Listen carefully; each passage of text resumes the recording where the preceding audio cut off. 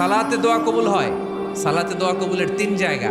একটা হচ্ছে তাকবীরে তাহরিমার পরে আমরা সানা পড়ি না, আমরা তো একটা পড়ি, আল্লাহর হাবিব সুন্নাহ এবং নফল নামাজে আরো পড়তেন সানা, ওই দোয়া কবুল হয়। দুই নম্বর জায়গা সালাতে সেজদায় পড়ে দোয়া করলে কবুল হয়। আকরাবু মা ইয়াকুনুল আবদু মির রাব্বিহি ওয়া হুয়া সাজিদ ফাকসিরু ফীহি দুআ। বান্দা যখন সেজদায় লুটিয়ে পড়ে বান্দা আল্লাহর সবচেয়ে কাছে চলে যায়। তা কিন্তু বিশ্বনবী বলে সেজদাটা তোমার রবের কুদরতি পায়ের উপরে পড়েছে, সেজদায় পড়ে দোয়া করেন। সালাম ফিরানোর আগে বিশ্বনবী দোয়া করতেন, লা ইউসাল্লিমান্না আহাদুকুম হাত্তা ইয়াতাআওয়াযা মিন আরবা'a।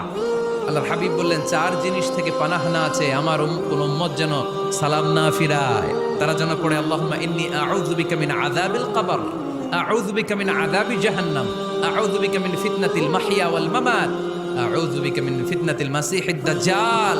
আল্লাহ কবরের আযাব থেকে বাঁচাও, আল্লাহ জাহান্নামের আগুন থেকে বাঁচাও, আল্লাহ জীবন